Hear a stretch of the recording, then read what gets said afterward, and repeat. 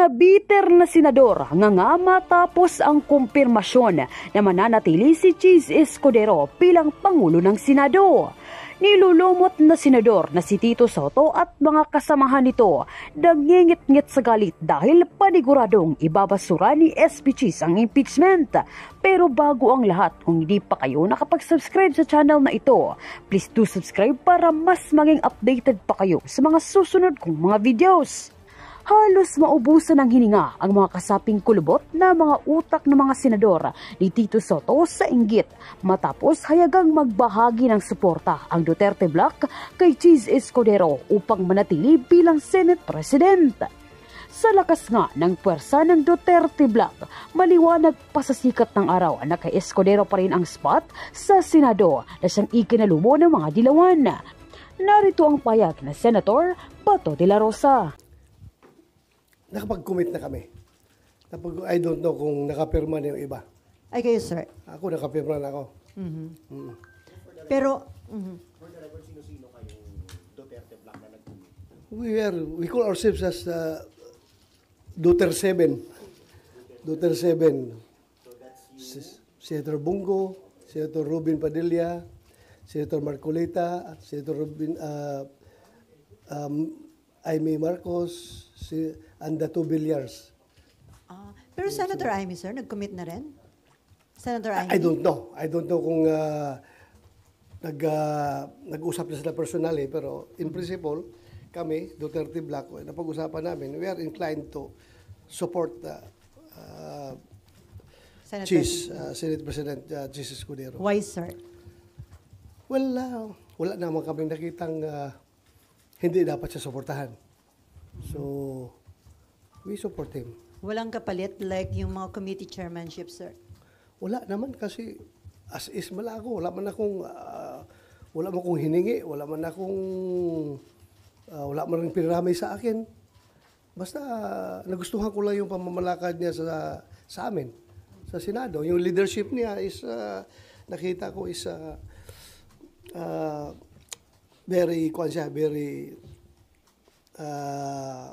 open to everything. Hindi siya close-minded, hindi siya porque ganito siya, panindigan niyang ganito siya, o porque ganun, yung nakikinig siya.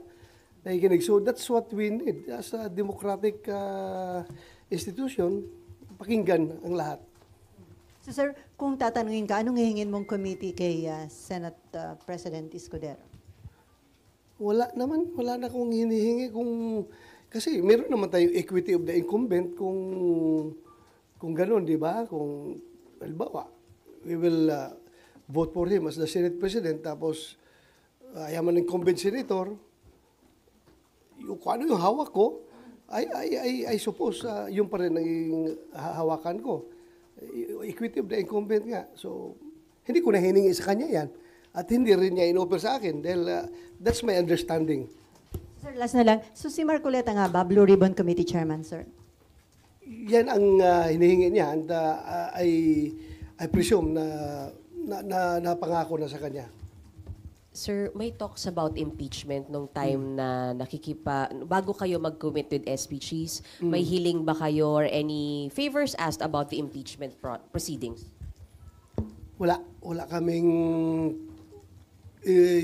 his stand towards impeachment is not a factor to our decision in choosing him as our Senate President. Ang pinaka-big factor dyan na nakikita ko lang talaga is yung pagka-open niya. Nakikinig siya. Lahat ng sides pinapakinggan niya. So yun ang nagustuhan namin na liderato. Yes.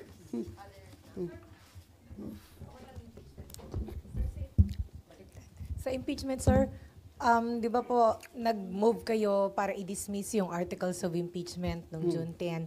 Uulitin niyo po ba yan pag nag-reopen kayo? Yung hihingi na ho ba yan? Hihingin ba yan ng Duterte 7? Mag-usap pa kami. Titingnan namin. Baka sabihin nyo, insisting naman itong mga tao na ito, pabalik-balik. Hiningi na namin yan noon, di ba?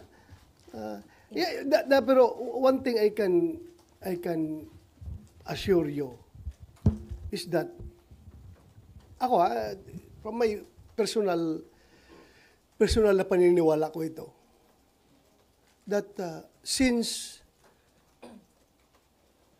tinanong ng impeachment court yung House of Representatives as to their stand whether or not itong 28th Congress House of Representatives is willing to be bound by the actions of their predecessors, yung House of Representatives ng 19th Congress. Are they willing to continue or are they willing to be to bind themselves to whatever actions that were took place during the previous Congress? You can expect me also to raise this question sa floor once the 20th Congress convenes. Itatanong ko rin na tinanong natin yung House of Representatives. Why not ask ourselves also? Di ba? Pareho lang naman. Pareho lang. So, tanungin rin natin yung Senate of the 28th Congress kung are they willing to be bound by the actions of the previous previous Senate of the 19th Congress. So, Senator, ibig sabihin, bago kayo mag-decide kung i-dismiss or hindi, paano po yung scenario, kailangan po bang magbotohan kung sa tingin ng Senado ay may jurisdiction kayo o wala dun sa impeachment? Yun. Dapat, it has to be established. It has to be established by the Senate, not by the impeachment court.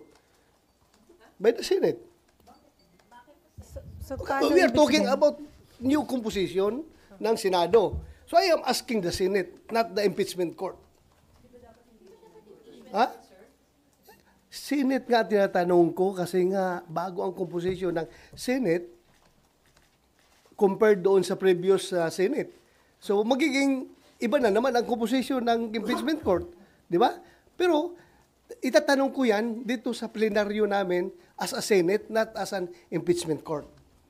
Di ba? So yan na po ba yung sa inyong pito, sir? Sorry. Yan na po ba yung para ano ba? Yan ang i-raise ninyo? 7? Solid 7? I hope they are going to support me, but hindi pa namin napag-usapan yun. As I've said, personal ko lang yan na paniniwala na kailangan tanungin rin natin itong Senate of the 28th Congress. Kung magpapabind ba sila sa actions ng Senate of the 19th Congress. So sorry, isa na lang. Sir, hindi nga ho ba proof na talagang tatawid dito sa 20th Congress at kailangan yung mag-trial, yung pong pag-return ng articles of impeachment sa House kasi hiningan nyo po sila may order kayo sa kanila eh. Na-comply na yung isa, sir, yung certification na in compliance daw with the Constitution, yung pong articles, and then magko-comply din daw po dun sila sa pangalawang order. So, pag nag-comply sila, hindi ho ba dapat diretso na kayo sa trial, sir? Paano? Ibang na nga composition rin ng Senate na 28th Congress eh. Kaya tatanungin ko talaga para ma-settle yung issue of jurisdiction. Tanungin natin. Kasi tinanong natin yung House, why not ask the Senate? Pareho lang yun. Hindi nyo napag-usapan yan ni ST? Hindi namin napag-usapan yan. Ako, sa akin lang yan, personal ko lang yan na paningin. Sir, personally, mag-move po ba kayo na ulit na ipa-dismiss yung impeachment ni VP Sara? Hindi, siguro. Ang pinakaunang motion ko is to determine whether or not the Senate of the 28th Congress is willing to be bound by the actions of the previous Senate. Yun lang ang tanongin ko para masettle natin yung issue on jurisdiction. Dahil sinitil kung halimbawa makakuha yung House of Representatives ng kanilang positive action, no? Na talagang majority sila ay pumayag na yung tatawid yung jurisdiction sa 28th Congress. So gusto ko ring tanungin rin ang Senado. Kasi pareho lang naman yan. Nagtatanong tayo ng jurisdiction ng bagong Congress dahil nga iba na ang composition. Sir, may we get your comment din po. Sabi po ng CBCP, nababahala sila dun sa delay ng Senate regarding po sa impeachment. Sa pagka-delay po. Nababahala sila? Bakit sila nababahala? Ano yung kinabahala nila? Kinabahala nila na na-delay. There's no cause for panic. There's no cause for panic. Hapon, sabi ni Senator G.V. Ejercito, mukhang kasama rin yung dalawang senators from the opposition bloc or from the other opposition bloc, which is yung sila Senator Aquino and Senator Pangilinan. Do you feel comfortable na kasama sila in the majority, considering yung differences ng ninyo ideologically sa kanila? I don't know. Anong magiging kuan yan? Anong magiging